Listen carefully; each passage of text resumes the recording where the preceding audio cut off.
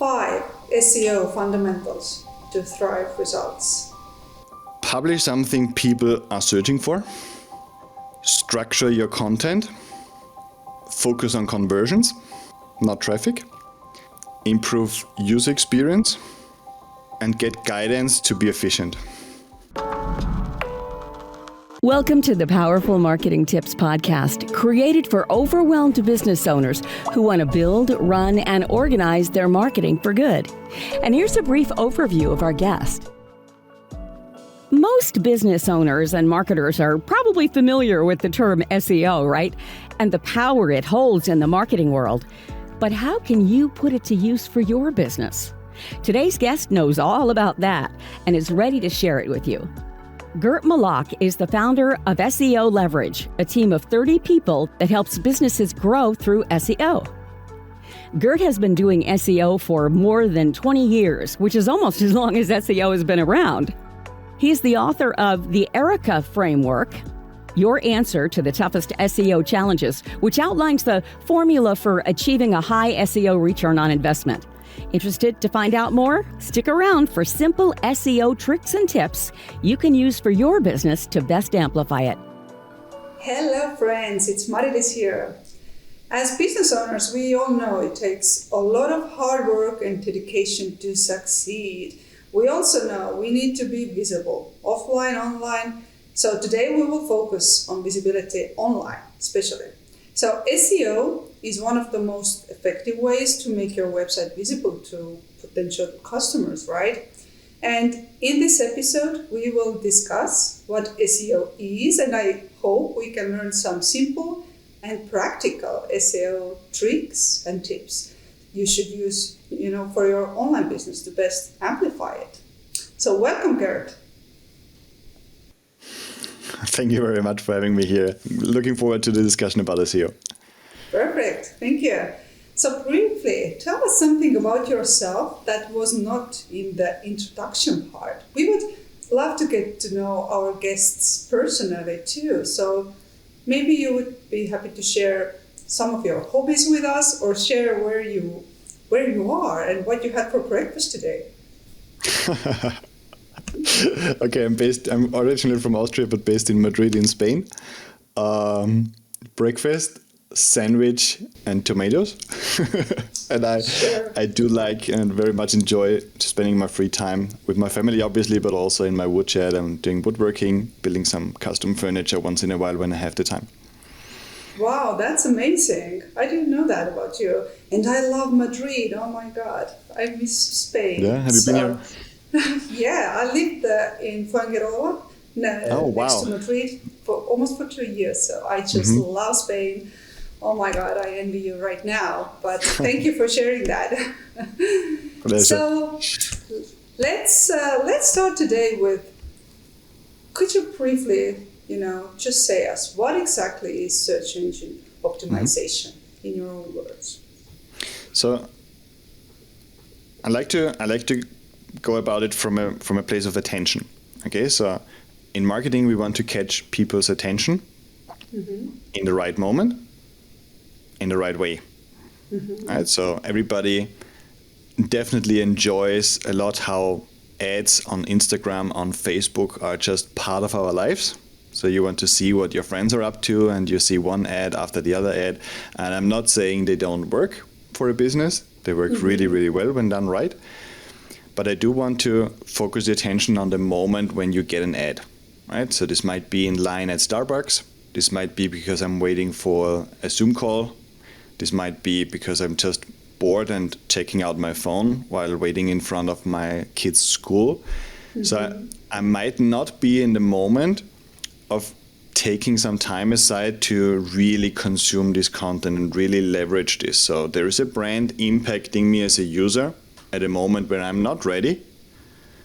And brands know this, and this is why they keep impacting us. And they just try to find the right moment where I'm ready to check out this $15 pocket knife, because it's such a great idea and it's such a good tool, and I really should check this out. And the brand is absolutely convinced. And maybe after 6 months of seeing it, I also want it. Possible. Search is different. Search marketing is very different in the sense that if I go to Google and I think there was a statistics, everybody is using Google 4 to 5 times a day or some Google product. When I go to Google and search for something, I have set aside some time for this. I have a very clear intention. I have set aside some time. Whether I check it out on the phone or on my computer or on a tablet, I know I'm going to consume the content and at least the first result I'm seeing. And I'm in a special moment. And Google, whether we like it or not, owns this moment. So coming up in search for certain search queries, as we call them, what people type in, high up in this listing has a very big value. We have been educated, and I think probably really strategically by Google, to trust what they give us. So as a user, when I type something in, I trust Google, and this is a big leap.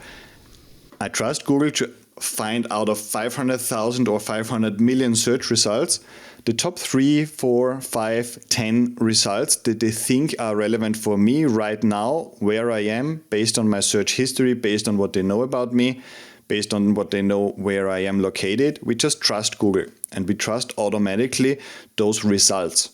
If I'm searching for a plumber and Google puts a few plumbers on my page 1, I'm going to have more trust to them than if I have a flyer lying around or I see them in a billboard or something like this automatically, because we are used to having a good experience with Google.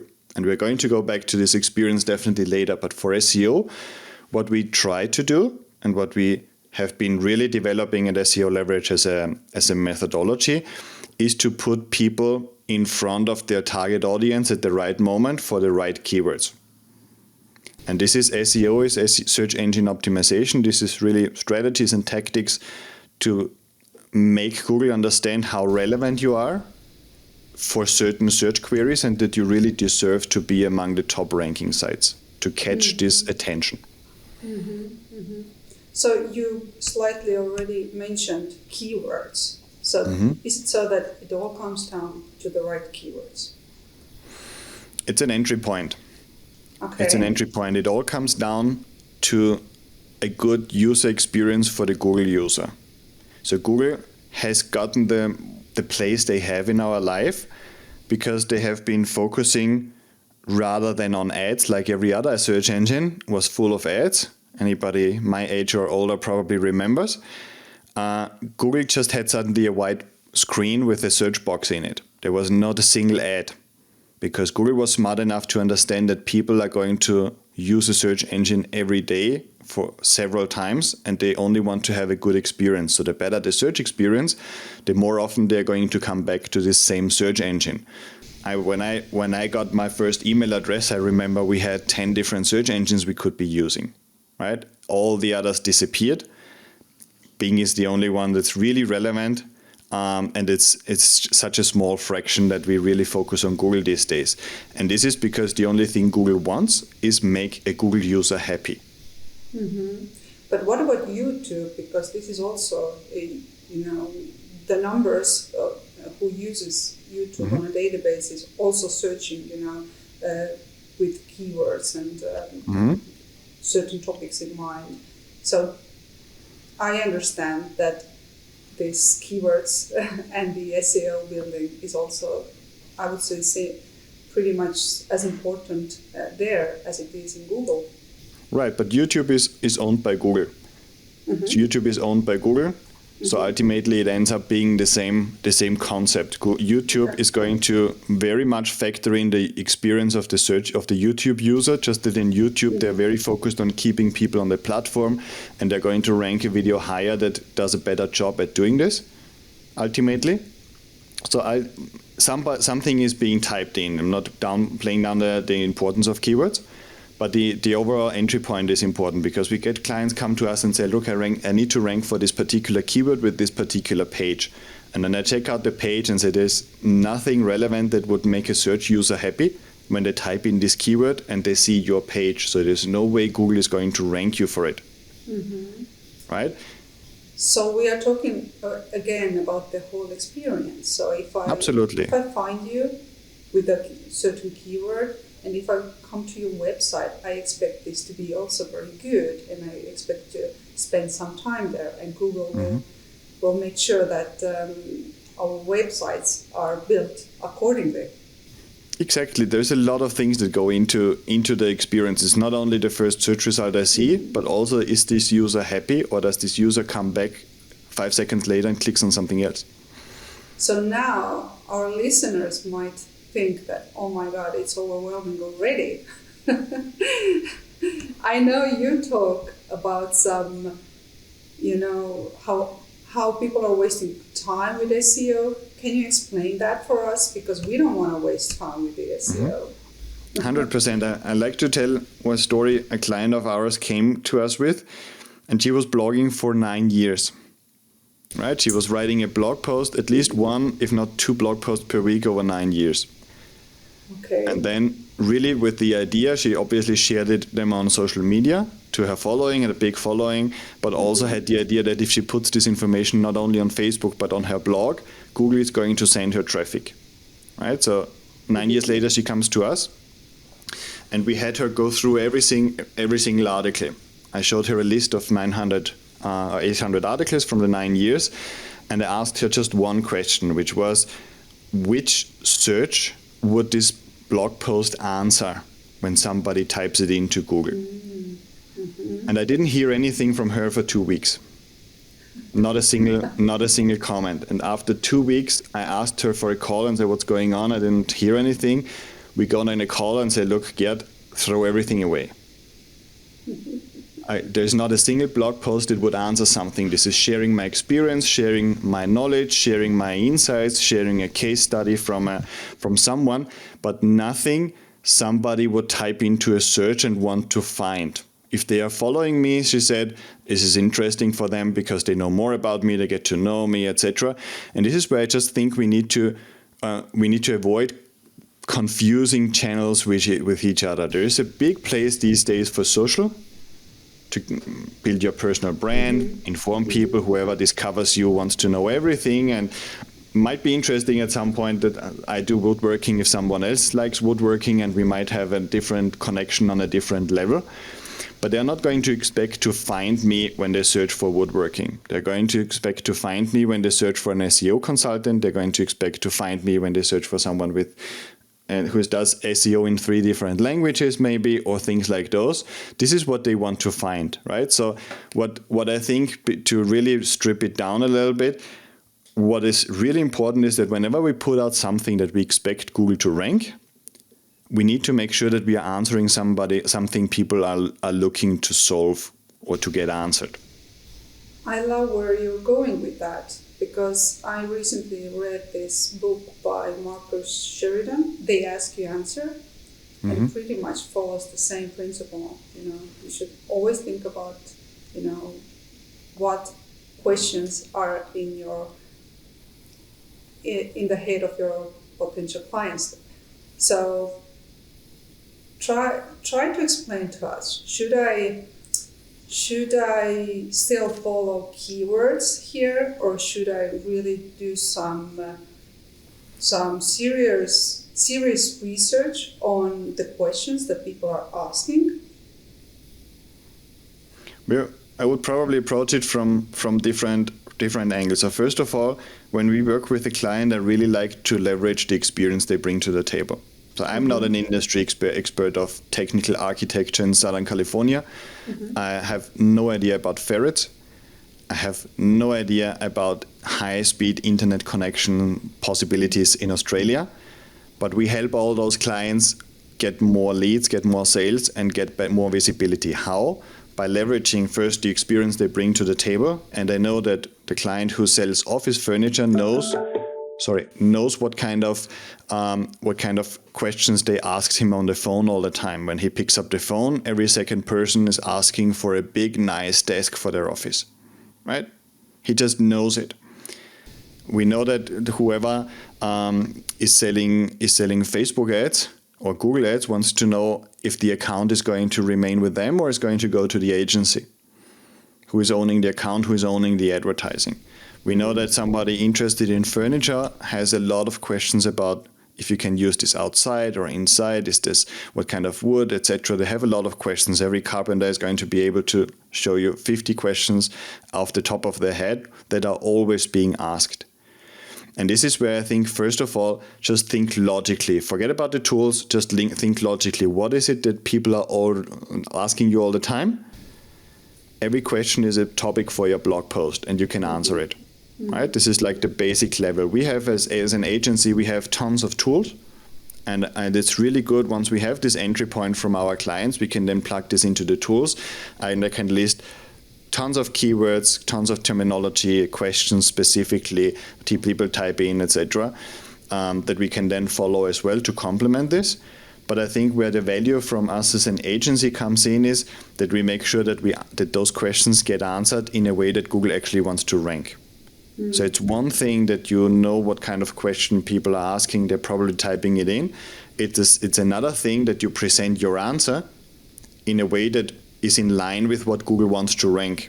Not because I have the best answer out there, I'm going to be number one. Google doesn't care. Google doesn't care about my authority. Google doesn't care about the importance of my article. They might not, with their machine learning algorithm, even understand every single bits and all the bits and pieces of my article.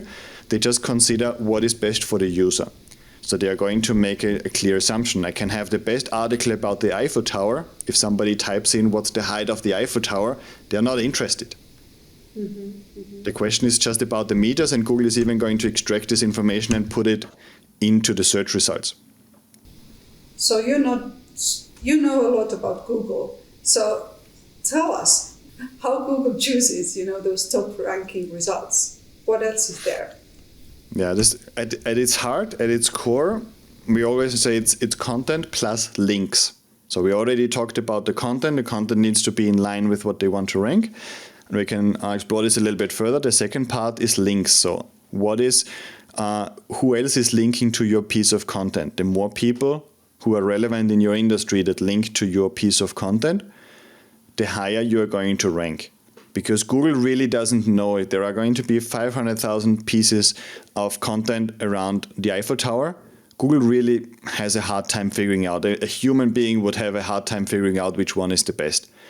So they just say, okay, who else is referring to a certain piece of content? And if there is like a clear ranking, how many people and from which background refer to a particular piece of content in a certain context, this might be the better one.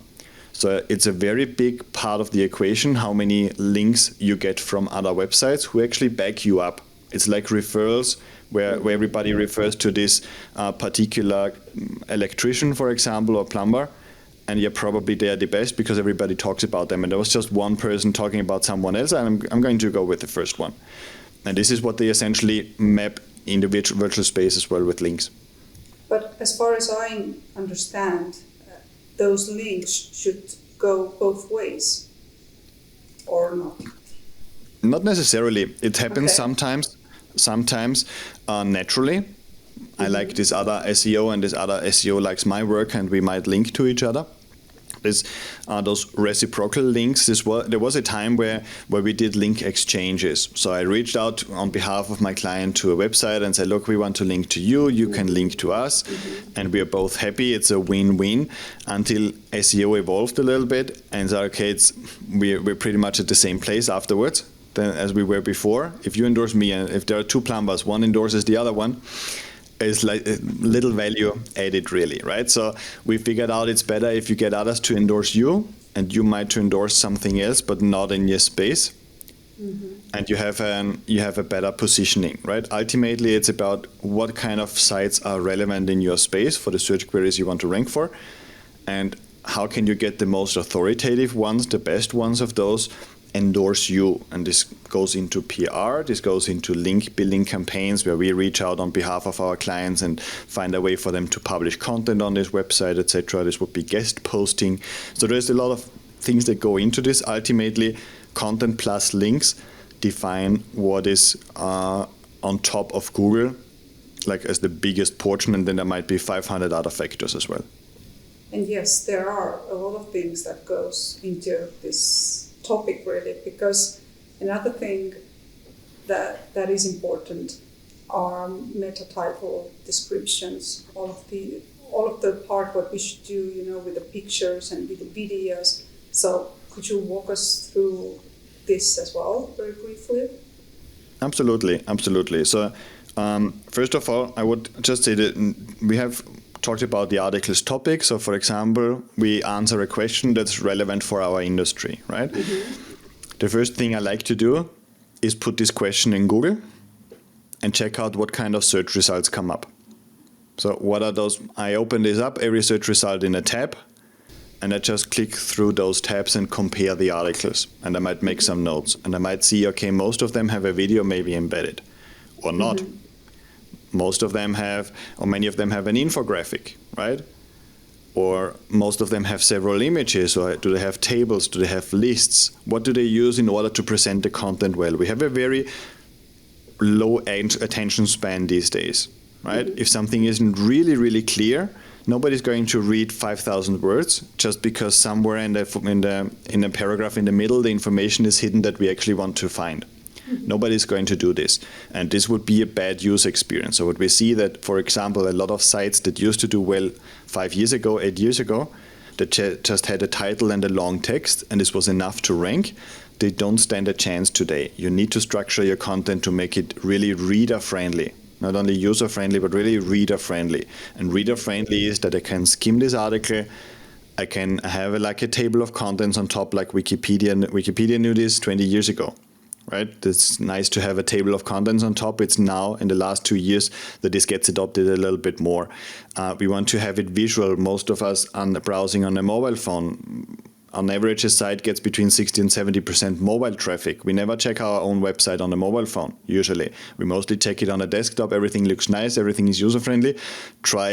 Have everybody on my client base, I ask them to have the last thing on a Friday, be checking out their website on their mobile phone and trying to do what they expect their potential customers to do.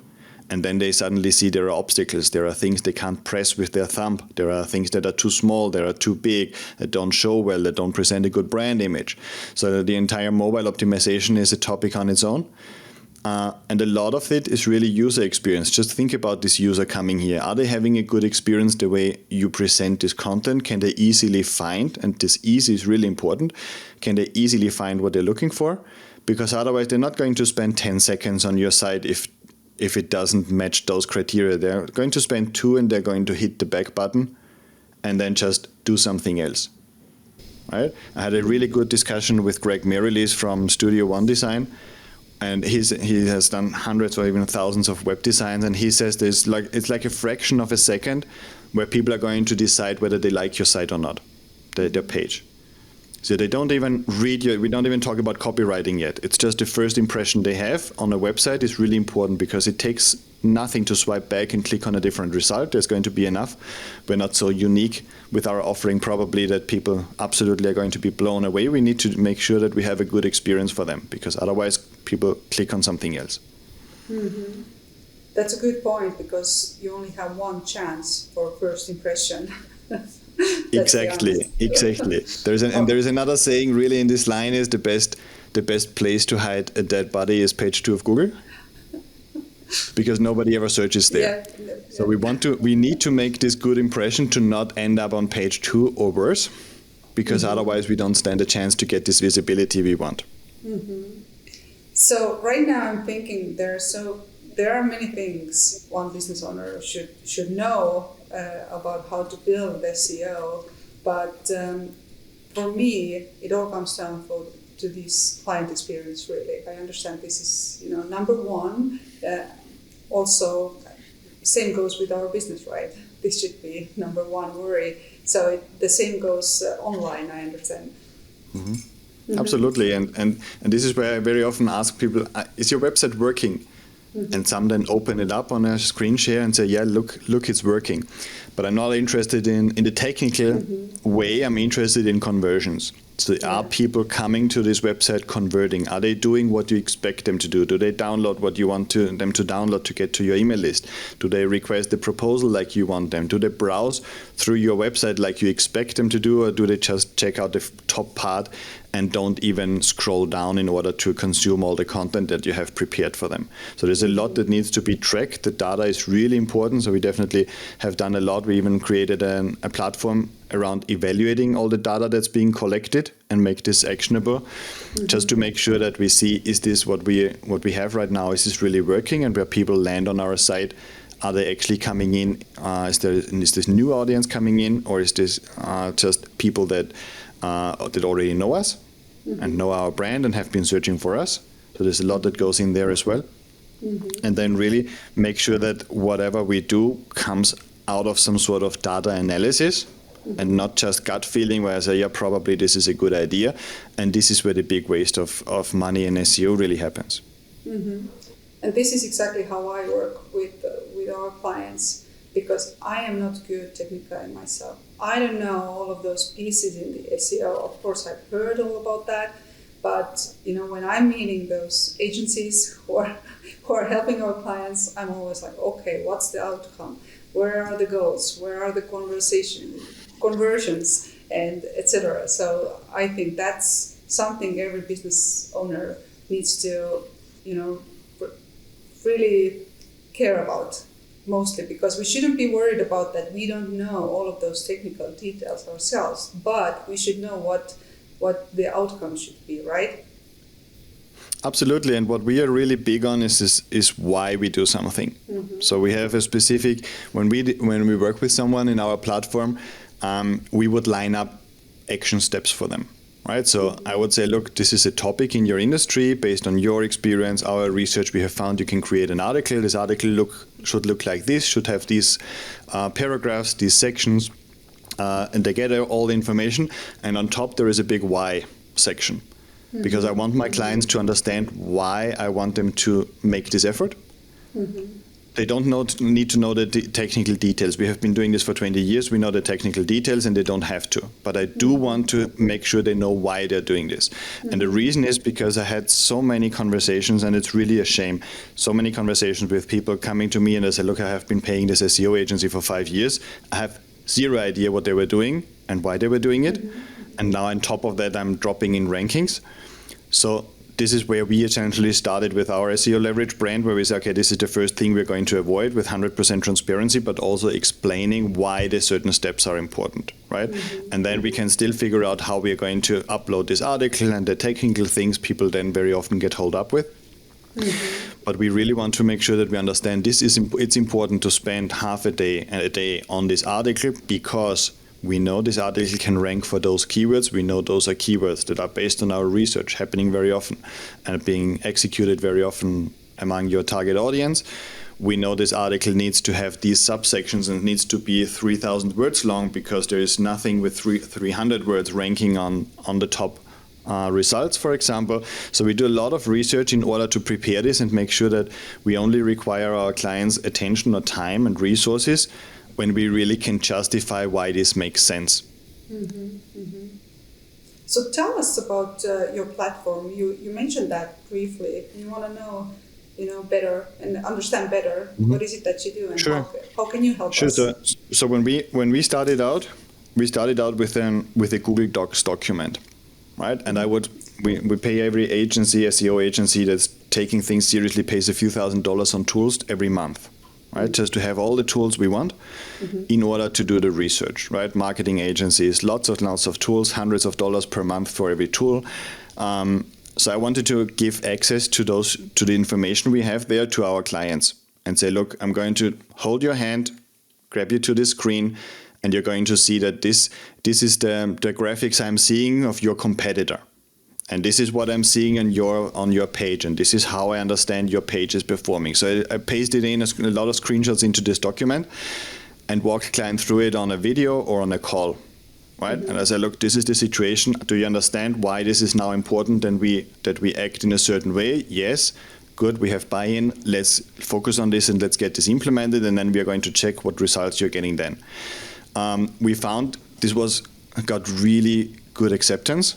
So clients loved it because finally they understood what their agency was doing. They didn't understand SEO, but they did know why they spent money on an agency and why they were actually putting effort into this.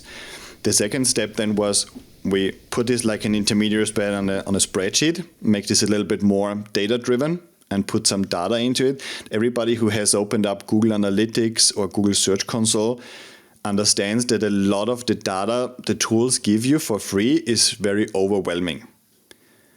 I just export, I think it's four KPIs we export from Google Analytics and show them in a way clients can understand it. Because everything I need to understand in SEO is, where do people come in from search? Mm-hmm. How do they convert? Mm-hmm. Do they convert or do they not convert? And then I want to know what kind of click-through rates I'm getting. So if this is shown 100 times in Google, how many people actually click on it? And I want to see what kind of keywords is this URL actually ranking for. And if I have these 4 pieces of information month after month, and we have red and green highlighting to see what is going up, what is going down, to make this really easy over time, then I can draw a lot of conclusions even as a non-professional. And then we pair this with a lot of additional analysis and make sure that we have a task list at the end and say, look, these are the 4 or 5 things I want you to focus on in the next 2 weeks. Mm-hmm. And I record a Loom video, explain this, what is the situation. People have weekly Q&A calls with me if they want to ask questions about it. And this is then really done with you, as we call it, in a consulting or coaching approach. So how much time someone should invest into working with this kind of platform and working with you? I would probably say very often my clients are going to have like an assistant maybe who would work with us directly. So very often we plug into Slack directly with some clients where they just have us in a Slack channel, and everybody on that team can work with us there, or they use email or whatever it is. I would expect that 5 to 10 hours is a good starting point. Weekly or monthly? Weekly, 5 to 10 hours per week. Just because you just think about if you can't create 1 or 2 articles because you don't have enough time, mm-hmm. It's very limited what you can do with SEO. There are certain things that are going to improve your user experience. What if Google likes your articles? There might be technical issues on your site that need to be analyzed, where we need to bring a tech person in.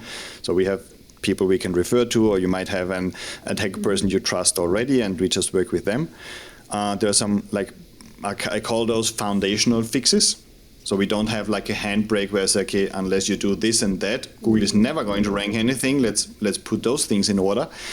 But then it's going to be very specific based on conversions. We're going to search for pages that get a lot of traffic but no conversions and give conversion advice.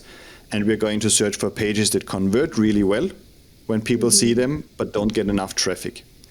And this is just, both are very related to how many, can I build a lead magnet, can I build a PDF that people want to download in exchange for an email address, for example, can I build additional content around a topic that seems to be ranking well, etc. And this is then really data driven, where I say, okay, unless I understand what is happening on the data level and conversion level, I really can't make a suitable suggestion on where to focus the attention to. Mm-hmm. Mm-hmm.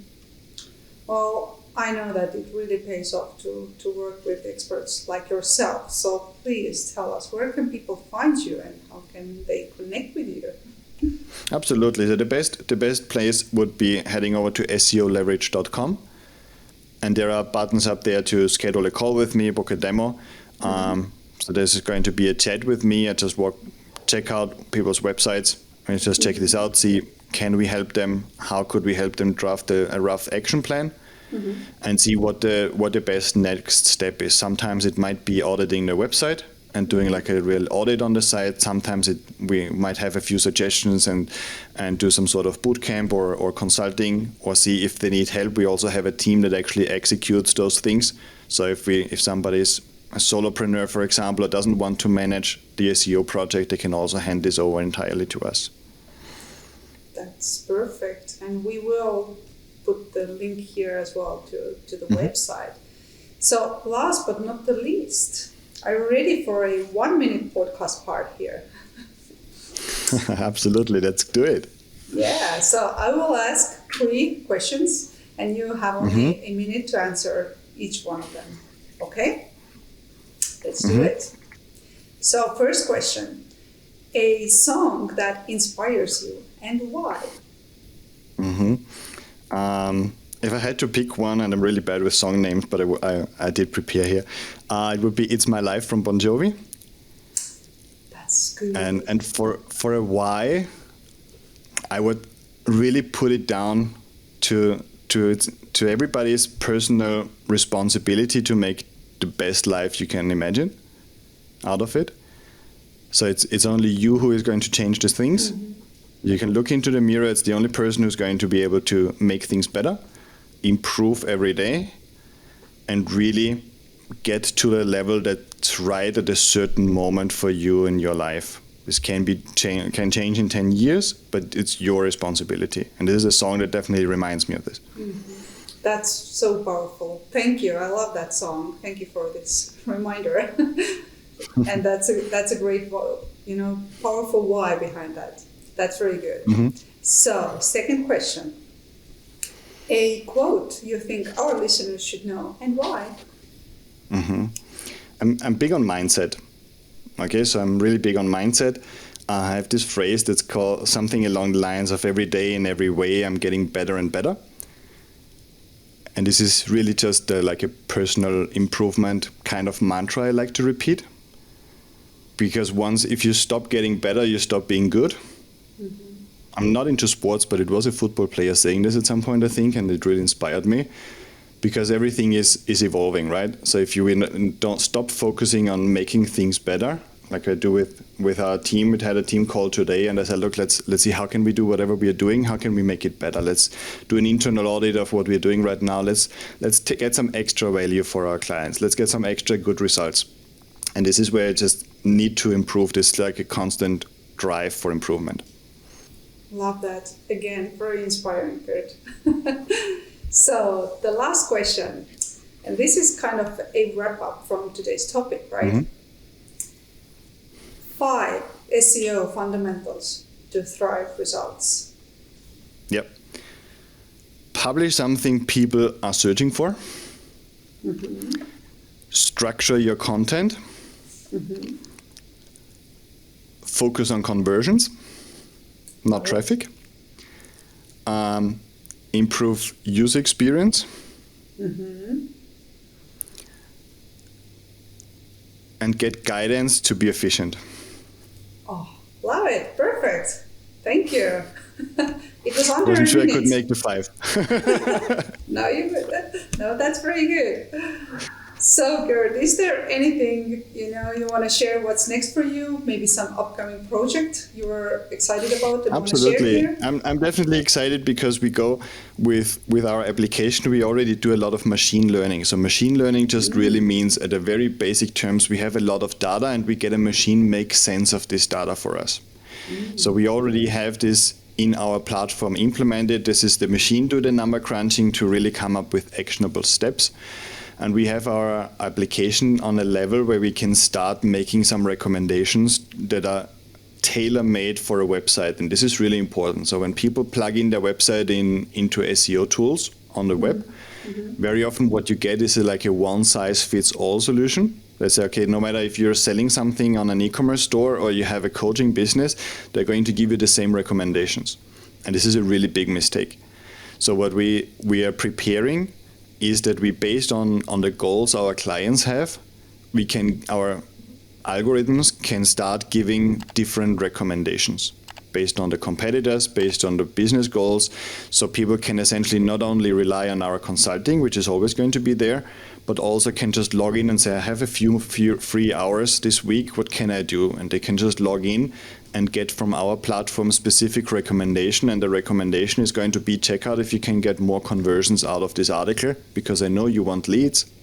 And this article compared to others isn't bringing enough leads in. So maybe you can change the lead magnet there. Or the recommendation is going to be that this article performs really well. Can you write more about this topic? Right? And these would be some examples you could be writing about. So it's really making the platform smarter, but on a level where it's custom for every single project. Yeah, it really sounds very exciting. It sounds like a very smart platform. It's getting smarter. It's getting smarter. So we have evolved since the Google Docs. We have definitely evolved quite a bit. and I'm excited to seeing what comes there in the next couple of years. Well, perfect. Well, we wish you all the best, and all the, I wish that the smart platform, will be very successful, of course, and will help a lot of businesses. So thank you for the insights and for the ideas. Thank you very much for the invitation. Thanks for having me. I really appreciate it. It was a great discussion. Thank you. Well, that's all we've got for this episode of the Powerful Marketing Tips podcast. But make sure to link up with us at our free monthly international mastermind event.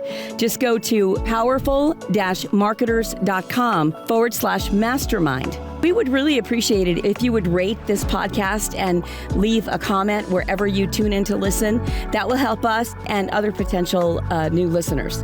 Until next time.